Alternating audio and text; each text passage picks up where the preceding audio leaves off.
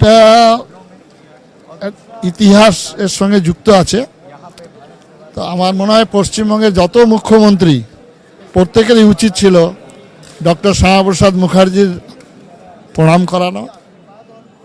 আর আচার্য স্বামী প্রণবানন্দজি পশ্চিমবঙ্গ বাংলাকে রক্ষা করেছেন তিনি হলেন ডক্টর শ্যামাপ্রসাদ মুখার্জি, আর তারই গুরু হচ্ছেন আচার্য স্বামী প্রণবানন্দজি মহারাজ।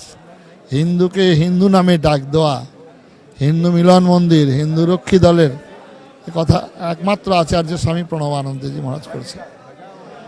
আর সেই পার্টি বিবেকানন্দ বলেছেন ভারতবর্ষ আবার জাগবে, আবার উঠবে, ধ্বংসের চিহ্ন লইয়া নয়,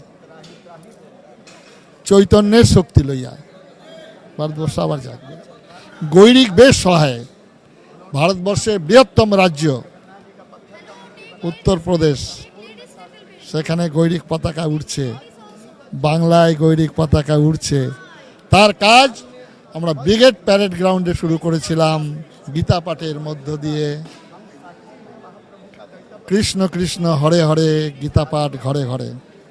বাংলার সুদিন, বাংলার আজকে নতুন সূর্য উদয় হয়েছে। আমরা সবাই স্বাগত জানাবো, আমরা প্রাণ ভরে আশীর্বাদ করব যেন তিনি নিরপেক্ষভাবে ওই সিংহাসনে বসে, ওই আসনে বসে রাজনীতির যে নীতি, সেই নীতি তিনি পালন করবেন, এটাই আমাদের বিশ্বাস।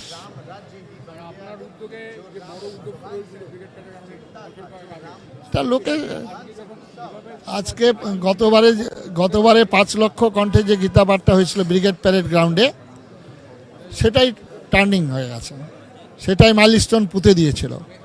আর এই গীতা পাঠ সমস্ত বাংলার জেলায় জেলায় ঘরে ঘরে শুরু হয়ে গেছে।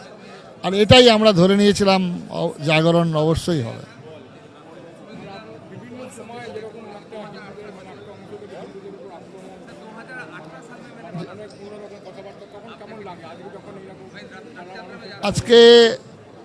আজকে বিশ্বাস করুন, বহু জায়গায় আজকের আমাদের বিশেষ করে সংখ্যালঘু এরিয়ায় তারা আজকে গৈরিক পতাকাকে উড্ডীন করেছেন।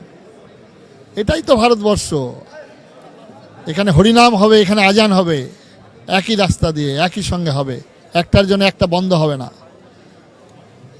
আমি অনুরোধ করব, ভারতবর্ষে বসবাস করে আপনার ধর্ম আপনি পালন করবেন, আমার ধর্ম আমি পালন করব। আমরা এখানে রাস্তার ধারে আমরা যেটা খাদ্য হিসাবে গ্রহণ করি না, আমরা যেটাকে মা, এটাকে বন্ধ করার ইমিডিয়েট আমরা চালু করব।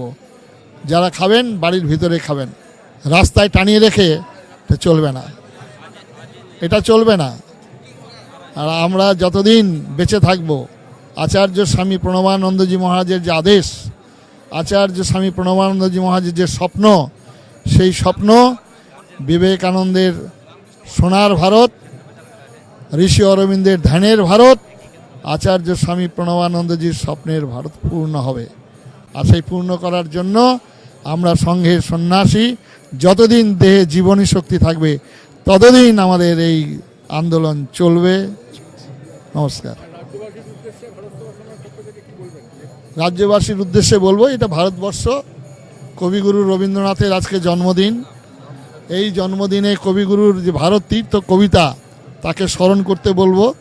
আর সেই সঙ্গে সঙ্গে বলবো, মার অভিষেক, এসো এসো তারা, মঙ্গল ঘট হয়নি যে ভরা, সবার পরশে পবিত্র করা তীর্থ নেড়ে এই ভারতের মহামানবের সাগর থেকে।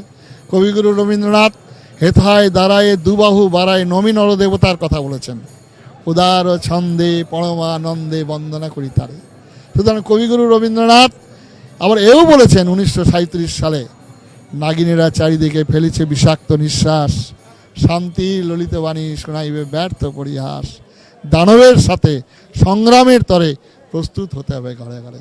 রবীন্দ্রনাথ একজন ঋষি, উপনিষদের একজন ঋষি, সমস্ত দিক তার মধ্যে ফুটে উঠেছে। তিনি হিন্দু মুসলমানের মিলনের ক্ষেত্রে যেমন কথা বলেছেন, তেমনি আবার একতার কথা বলেছেন।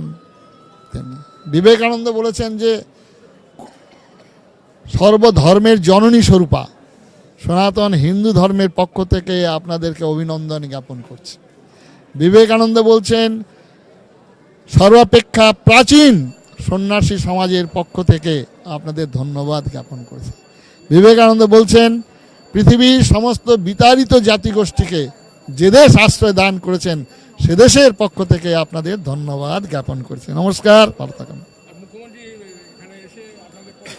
উনি আশীর্বাদ চাইলেন, আপনারা সবাই আশীর্বাদ করুন আমি যাতে মুখ্যমন্ত্রী রূপে আমার সেই আসন, আমার যে প্রত্যাশা আপনার আমি যাতে পূর্ণ করতে পারি সেই আশীর্বাদ করুন।